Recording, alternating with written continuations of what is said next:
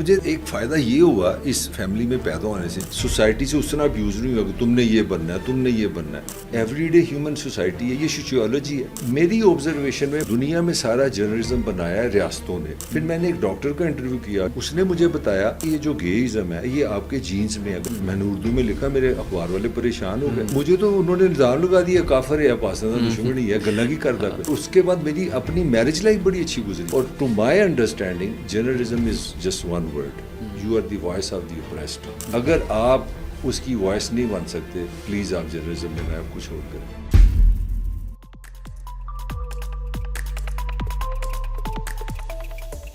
اچھا سر، تو ابھی یہ جب آپ کو ایک طرح مطلب فری مائنڈ فری ہینڈ ملا ہوا تھا، اور اسپیشلی ود ریگارڈس ٹو کہ جی جو دل کرتا ہے وہ بنے، ہمیں کوئی وہ جیسے آپ نے بتایا، تو آپ کے پھر ذہن میں یہ جرنلزم کیسے آ گیا؟ یہ بڑا اس سے بھی انٹرسٹنگ سوال ہے۔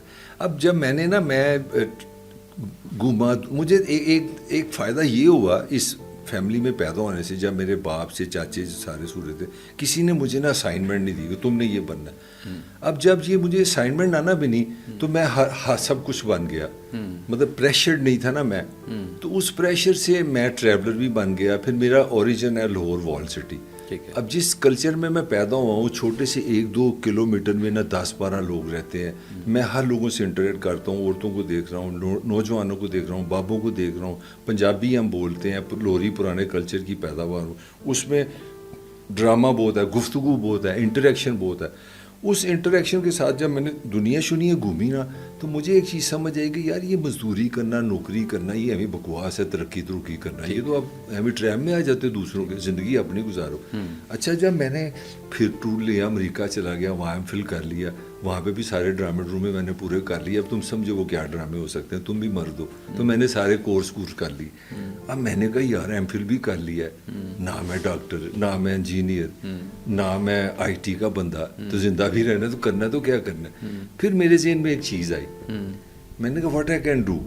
میں نے کہا میرے خیال میں بکواس اچھی کر سکتا ہوں۔ دوسری چیز میں نے اپنے میں انڈرسٹینڈنگ کی کہ میں نے کہا مجھے I am not shy of people, مجھے ایج کا فیئر نہیں ہے، مجھے جینڈر کا فیئر نہیں ہے۔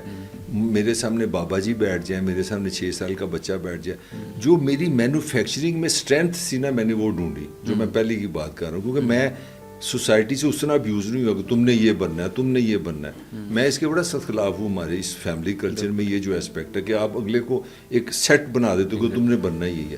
اچھا، جب وہ ہوا نا تو میں حساب لگایا، میں نے کہا میں کیا کر سکتا ہوں۔ میں نے کہا میں یار محنتی بھی نہیں ہوں، اسٹوڈیوس بھی نہیں ہوں، میں میز پہ بھی بیٹھنے والا نہیں ہوں یار، میرے پاس پھر ایک ہی آپشن بچی، میں نے کہا وہ جرنلزم ہی ہے۔ اب جرنلزم کیا ہے؟ جرنلزم لائف ہے، ایوری ڈے ہیومن سوسائٹی ہے، یہ سوشیولوجی ہے، یہ ہیومن بیہیویئر ہے، اسی میں سیاست ہے، اسی میں سماج ہے، اسی میں دکھ ہے، اسی میں سکھ ہے۔ تو جو میرا فن ٹائم تھا نا، جو میرا پیشن تھا، thinking about people, thinking about culture, trying to understand state, power, انسان کا انسان سے ریلیشن کیا ہے، کس طرح انسان گروپ میں رہتا ہے، کس طرح انسان ابیوز ہو رہا ہے، میں تھنکنگ مائنڈ میں چلا گیا نا۔ ٹریولر بن جاتے ہیں جب آپ 22-23 سال کی عمر میں پاکستان چھوڑ دو، امریکہ چلے جاؤ، انگلینڈ چلے جاؤ، دنیا کو ٹریول کرو، تو پھر آپ کے سوال بھی بڑے ہو جاتے ہیں۔ تو میں نے کہا یار یہ جو میرے اندر ایک مفت میں مشین لگی ہوئی ہے، تو اسی کو پروفیشن بنا لو۔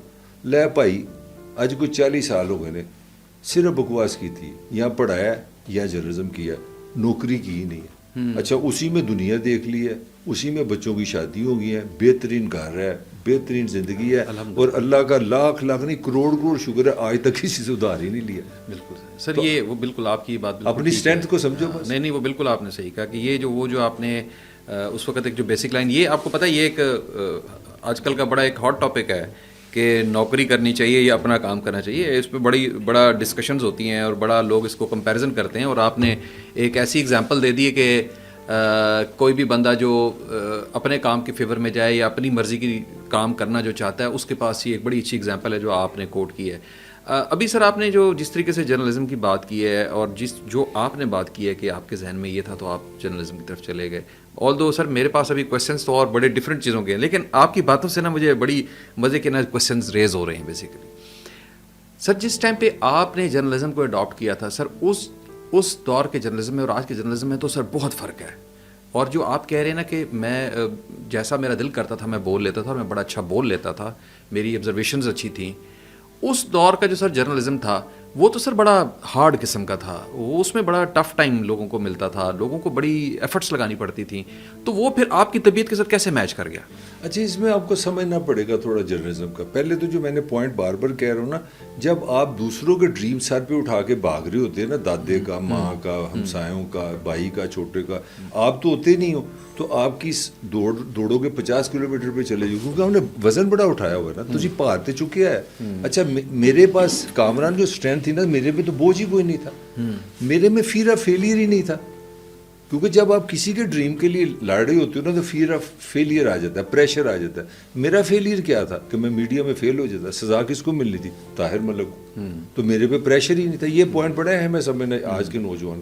تو میری سپیڈ, اگر تم اپنی مطلب تمہاری والدہ, میری بھی والدہ بہن ہی ہے, جو بھی ہے, میں اس کمپٹیشن میں نہیں جا رہا. اگر وہ کہیں گے نہیں منڈیا تم نے تو اسسٹنٹ کمیشنر بننا ہے, منہ ساڈا تو بدنام کر دو, ٹاپ کرنا ہے, تو نمبر 1 پوزیشن لینی ہے, پھر تم نے CSS کرنا ہے. تو آپ بھی دوڑ رہے ہو زندگی میں. طاہر ملک بھی دوڑ رہا ہے, طاہر ملک سر تے چھاپا ہی کوئی نہیں ہے. تو میں تم سے کتنا ایڈوانٹیج میں ہوں, کیونکہ میرے پاس فیئر آف فیلئر نہیں ہے.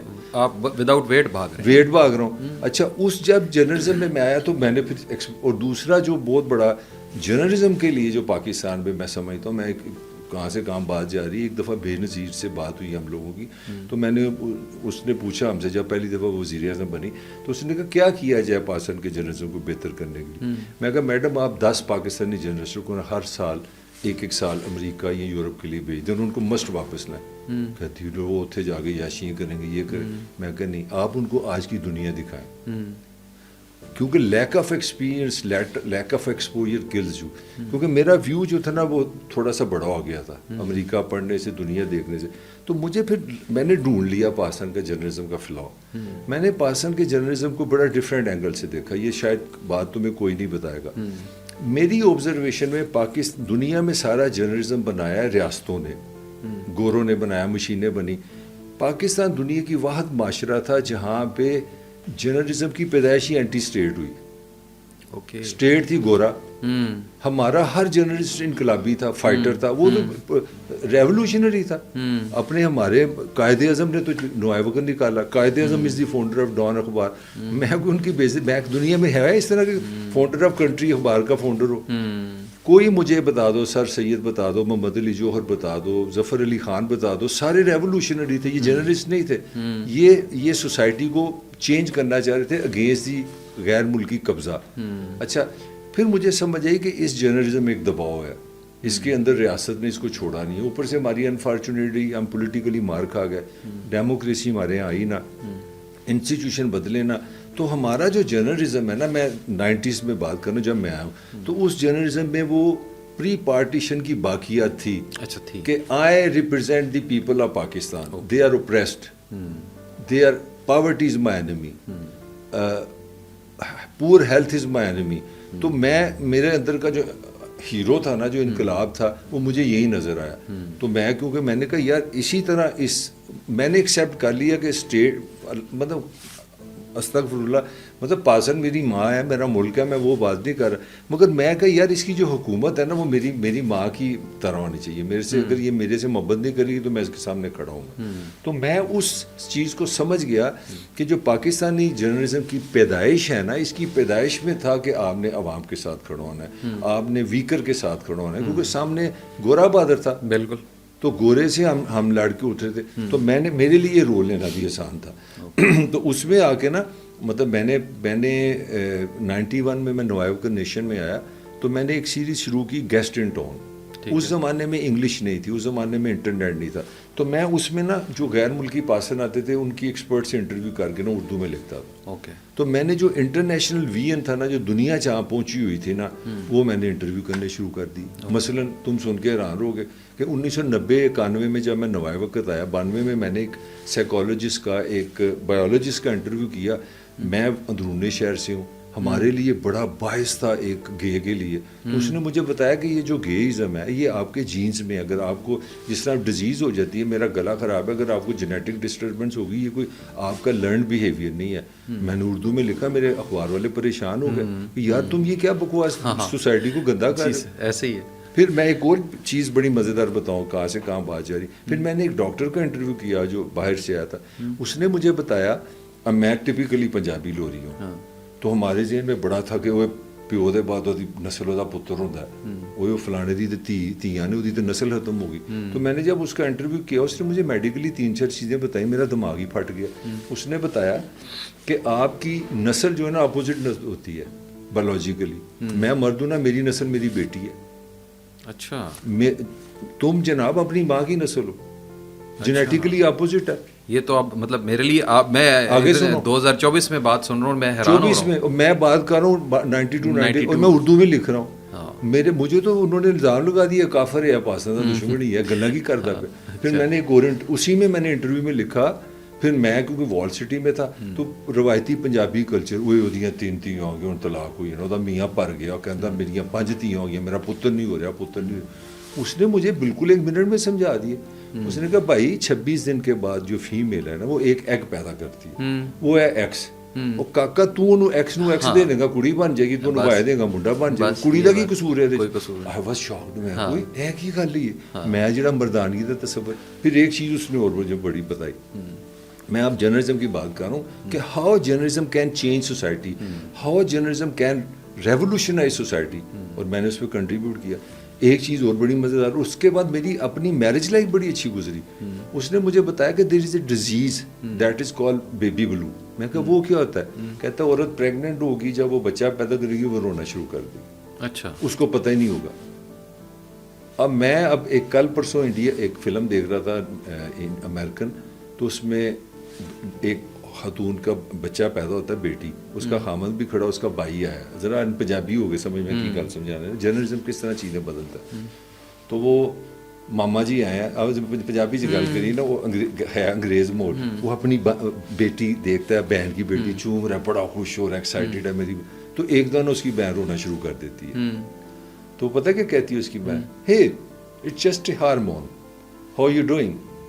اچھا, میری بیوی نو نہیں سمجھ آئی. میں کہ ایتھے کوئی ملک ہوئے نا, کوئی راجپوت ہوئے, وہ کتنے میرا پڑھوئی میں گریوان پھاڑ لینا, میری بہن نو آتا تھا. اب دس از جینز, دس از ہر ہارمون ڈس آرڈر, کیونکہ وہ اس کی پوری باڈی بدلی ہوئی ہے, اس کو خود ہی نہیں پتا وہ کیوں رو رہی ہے. تو ڈارلنگ مجھے یہ سمجھ آئی کہ یار میں اگر 6 فٹ کی زندگی گزارنا چاہ رہا ہوں, تو میں ایک عام آدمی کی پوزیشن لے سکتا ہوں جس کے پاس نہ انفارمیشن ہے, نہ اس کے پاس اس ریاست نے اس کو حقوق دی ہیں, نہ میرے پاس جمہوریت آئی ہے, نہ میرے پاس ادارے ہیں. تو میں اس کی آواز بنتا ہوں. اور to my understanding journalism is just one word, you are the voice of the oppressed, you are voice of the weaker, you are voice of the needy. اگر آپ اس کی وائس نہیں بن سکتے, پلیز آپ جرنلزم میں نہ آپ کچھ اور کریں.